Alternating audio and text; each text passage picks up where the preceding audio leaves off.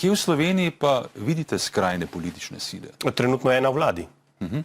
Se pravi Levica. Tako je. Anže Logar se po novem predstavlja kot sredinski in zmeren politik.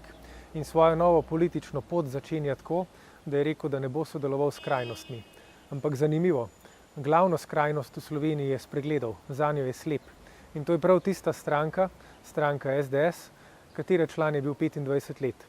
Sam sem Logarja 10 let srečeval po parlamentu in enkrat v tem času nisem slišal, da bi se ogradil od Hojsa, ki je zaplinil Ljubljano s solzivcem in pretepal protestnike, da bi imel težavo s tem, ko se je Grims bratil z neonacisti, ali pa da bi imel kakršenkoli problem s tem, da je njegov 25-letni šef Janša novinarke žalil s prostitutkami. Gospodu Logarju enostavno ne morem verjeti, da se je v njegovi duši kaj spremenilo in da ni kaj več od satelitske stranke svojega bivšega šefa, ki se predstavlja kot sredinska zato, da bi mu povečal možnosti za zmago na volitvah.